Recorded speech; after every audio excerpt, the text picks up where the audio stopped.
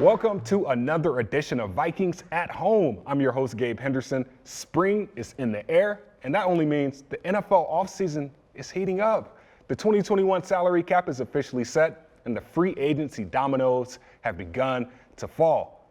Who better to break down the latest NFL news than NFL Network's Peter Schrager? He'll be on the show tonight, and we'll also have an exclusive quarterback roundtable with Kirk Cousins, his new OC Klint Kubiak, and new quarterbacks coach Andrew Janocko. As always, the film guru Pete Bursters will break down Kirk's top plays from this past season. But first, if you don't know who my next guest is, chances are you probably aren't a football fan. This guy, you see him every single weekday on Good Morning Football. Now he joins me virtually here inside the TCO studios. His name is Peter Schrager. Shregs, thank you for joining me today, man. How are you? I'm doing good. Look, I'm in Brooklyn, New York, and this is as authentic as it gets. I'm on the street. I promise you, Adam Schefter and Ian Rappaport and Tom Pelissero do not have a graffitied wall behind them. I'm here from the streets of New York because free agency is about to start, and I feel like it's about to get a little gritty. So this is the perfect setting for what's about to go down. Well, as of right now, the Vikings have the number 14 overall pick, and we see Charlie Casserly, Daniel Jeremiah, Tom Pelissero. They all have different guys at that 14 spot. So for you, if you were the Vikings, who would you select at the number 14 spot? Well, I'd be curious what position they're going for, but I just have this vision of Alvin Kamara just dancing all over the Vikings, scoring another touchdown. I have a vision of week one, Aaron Rodgers just with his eyes closed, throwing all over the Vikings. They went offense last year with Jefferson, and they got a defensive player with Gladney. I got to think that they're going to go defense here. And if there's a pass rusher, I know it's not a great defensive draft, but if there is a pass rusher that they view worthy of the top 15, I think that's a very smart pick, and try to stop the bleeding here. It's not Vikings football, what we've been seeing. And I know we're doing this with you on the Vikings site, and maybe people are watching this and saying, okay, all right, we get it, we're moving on. No, it has to be acknowledged. Mm-hmm. Mike Zimmer's a defensive coach. This team prides itself on smart football, great fan base, and defense over the years. The defense didn't show up last season. You have to address it every means possible. I wouldn't be shocked if the Vikings went defense first, second, third round this year. And I think with that said, I mean, it is some optimism knowing that the Vikings have, 13 rookies that played last year that got significant playing time. So we all know the biggest jump in the player's career is from year one to year two. Knowing that we had a lot of guys that played last year, who are you looking forward to make that big jump in year two? Yeah, I mean, talk about 2 first-round picks. You like to see those guys make the giant leap. Obviously, at the receiver position, Jefferson was historically good. Mm-hmm. So what's the ceiling for him? Because, I mean, if this is just a sign of what he could do without an offseason, without a training camp, are we talking about the best receiver in football? I don't think it's crazy to put that expectation on him with how good he was. And then defensively, you have all those young defensive backs, all those young defensive linemen. You pick the one you want, whether it's the first-round pick or it's a late-round pick. Some of them have to step up and some of them have to be better, because last year when you let Trey Waynes walk out the door and Mackenzie Alexander and Xavier Rhodes, we were all hoping for this, production from the younger guys. I'm not sure everyone filled into those shoes as easily as the hope was. Well, one guy that pretty much carried the team the first 10 weeks was a guy named DALVIN Cook. And we know he has a chip on his shoulder not being named to the All-Pro list this past year. So is it a realistic expectation to talk MVP talks for DALVIN Cook in 2021? Got to protect. You got to protect him. Got to create those lanes. I don't think it is. It would have to be historic. What Derrick Henry just did. I don't think Derrick Henry got a single MVP vote and ran for 2,000 yards and threw his team on his back and got the ball. I think the running back position, DALVIN Cook should be looking to be an All-Pro, but MVP these days, I think you have to run for like 2,500 yards and your team has to go 16-0 if you're going to be a running back looking at MVP. I don't think MVP should be the goal. I think playoffs, All-Pro, and slaying that dragon that is Aaron Rodgers. Well, like you said, I mean, the MVP award is pretty much MVQB. There's pretty much a quarterback getting that award. And the quarterback for the Vikings is Kirk Cousins, and we got a new offensive coordinator. So how do you feel like Kirk Cousins will thrive in this new Klint Kubiak-led offense?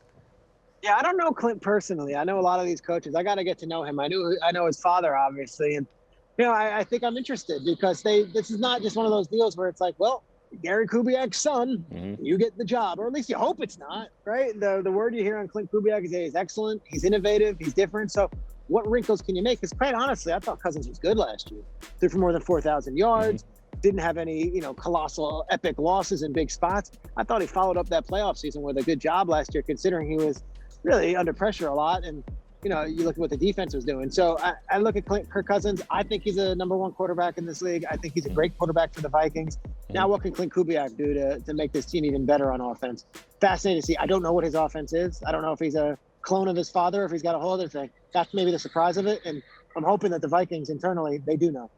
Well, I'm going to get you out of here with this. What is your way too early prediction for the Vikings in 2021?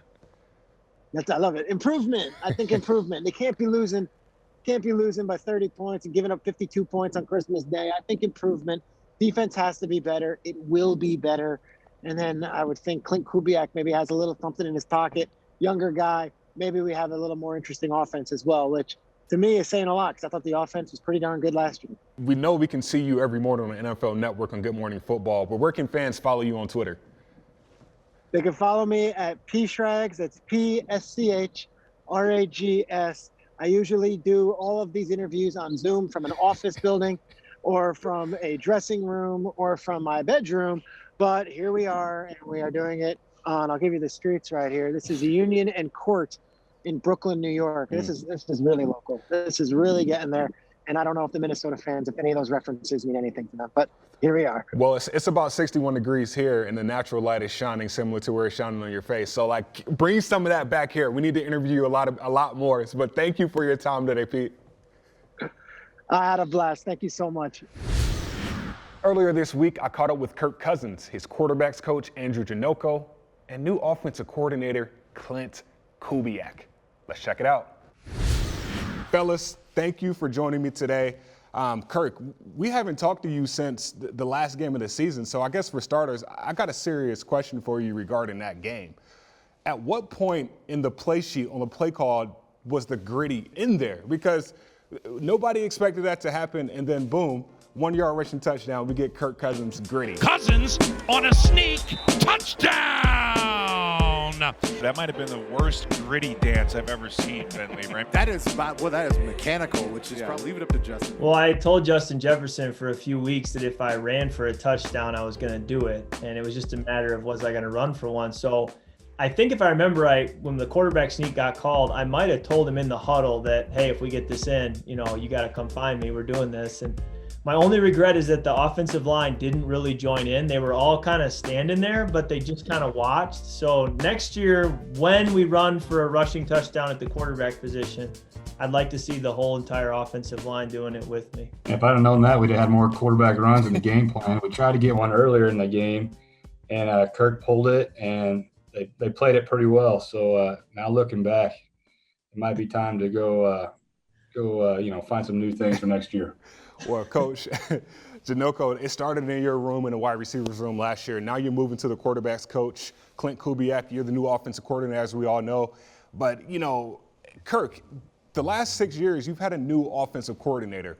But I feel like, the foundation is there still. Like this year it has to feel different, right? Yeah, there's a foundation there for sure. On the surface level, it is 6 different people calling the play in the headset. And that's kind of how I like to word it because there has been a lot of continuity, and that may be a little misleading and make you think it's 6 different systems and 6 different ways of playing the position, and that hasn't been the case. So I'm grateful that there has been continuity, and not only that, but Klint was the quarterback coach, and a lot of people don't realize that Gary many times wasn't in our meetings. It was Klint that I was talking to, and he was then having to relay it up the chain. So the communication, really helps from that standpoint because Klint knows how I think and how I'm wired and the way I see the game better than anybody in that building. And so now as the play caller, it'll only help us be on the same page all the more. I think we got an advantage, because we have familiarity, but we certainly can't just rest on that. We certainly know each other,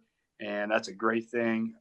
But between Kirk, Andrew, and myself, we want to bring the best out of each other and just challenge the heck out of each other. And we already started that process. Kirk has personally emailed Andrew and I things that he wants to do better next year and things that can help us.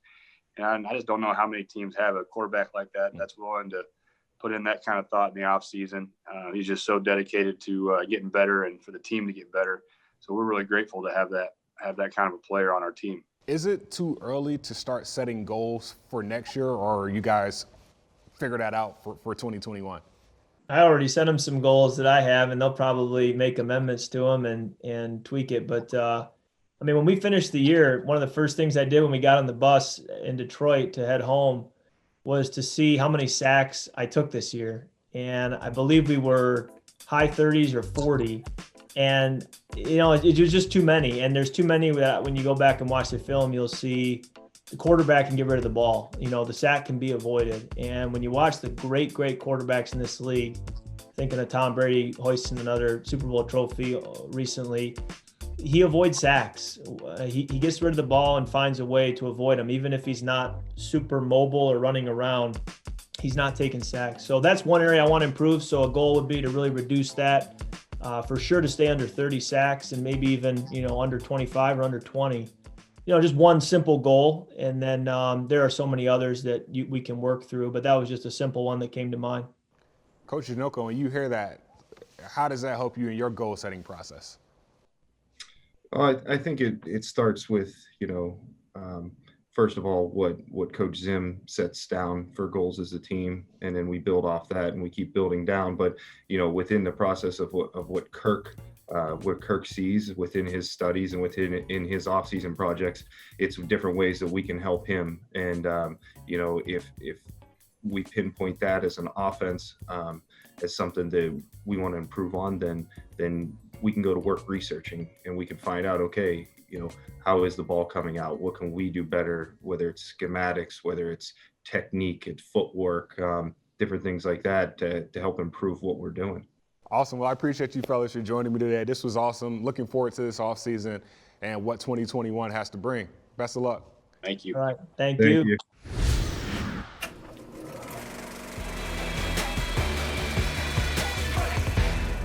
So what is it about Kirk Cousins that makes him so dangerous? Well, we're going to do this the only way we know how, and that's film room style. This first play against the Dallas Cowboys, on every one of these plays, you're going to see Kirk Cousins take the snap, turn his back on the defense, and you look at the space right after the mesh point between the linebacker and the safety. There's about 12 yards right there. And on this play, Adam Thielen runs up, and right as he gets to the horn of the Viking logo, you see him lean into the DB, and then he breaks the other way. Cousins gets to the top of his drop. He has pressure in his face, a defensive lineman who's trying to figure out what it is to do. But Thielen, with an unbelievable route, gets himself about 5 yards distance from he in the coverage. And you get a great look at this on the end zone. You see Thielen get to the top of his route, gets some pressure on the DB, and then boom, breaks away. There's about 10 yards of space right there. And Kirk Cousins, despite the defensive lineman in his face, gets this ball right on the money. And Thielen doesn't even have to break stride. So it's this arm strength and the accuracy down the field. In the second play against Dallas, another two-back type set. Play fake. Kirk gets to the top of his drop. He's right on the Vikings horn. You watch the route by Justin Jefferson. Again, leaning in, works himself back out on the 7 route to the corner. And this is about 50 yards in the air. Right on the money. Jefferson doesn't have to break stride, and he's able to get the griddy. This is kind of a half of a bootleg against the Atlanta Falcons, and you're going to see this route by Irv Smith as Irv Smith Jr. comes up the field. And right as he gets to about the 35-yard line, he's selling the post. He's saying, hey, I'm going to run this post route, and then does a great swim move to get on the other side of the defensive back, wide open, takes the ball, turns it up the field. So it's the ability to play fake, pull up that underneath coverage, and then let the receivers do what they do in the middle of the field. Now, against Seattle, this is one of my favorite throws. Irv Smith, again, up the field, play fake. But the linebacker, the guy who's supposed to work underneath that, he's turning and running and trying to get there. And this ball is thrown right on the money. That's double coverage on a tight end, and Irv Smith Jr. is still able to come up with that reception. What you'll see in a lot of these segments is this gives the tight end, in this case Irv Smith Jr., the opportunity to bend that thing back underneath. They call it the submarine boot. He's coming actually behind the line of scrimmage, which makes the defense have to push over. And in this case, Cousins is rolling out against Seattle. He has pressure in his face. The defensive lineman continues to move, but just waits long enough for Jefferson to clear that linebacker underneath and gets that throw perfectly right on the money. Jefferson catches the football and comes down with it. Again, against the Atlanta Falcons, Kirk Cousins, single back set. All the corners are rolled up, jamming their wide receivers and a single high safety. So he knows he has room to the sidelines. You get Irv Smith running a quick little hitch route. That gets Jefferson one-on-one with the nickel back. And again, Cousins is able to throw this football as soon as it leaves his hand, he gets that thing just over the shoulder, able to catch that thing in stride. So a beautiful way to attack teams when they want to roll up, when they want to press, and when they want to do those things. Okay, against the Houston Texans, you'll see Jefferson at the top of the screen. Again, everybody's man-to-man. Jefferson's pressed one-on-one. You do have safety help over in that direction. Cousins gets the top of his drop, throws that thing on the back shoulder. That had to be a little bit more toward the back shoulder because the safety's over a little bit more, but he's able to get that thing right on the money. That one wasn't much of a touch pass. You get a little more zip on it. You get to that back shoulder. It's almost impossible for a defense to stop if you can't stop and jam that receiver right off the football. Thank you, Pete. Looking forward to more breakdowns from you as we head into free agency. But Vikings fans, mark your calendars for March 25th. We'll be releasing another episode of Vikings at Home and a special edition of our podcast, Vikings Vantage, that will debut on KFAN at 6:30 p.m. Until then, stay tuned to Vikings.com and our app for the latest free agency news, interviews, and draft predictions. Have a good night and Skol.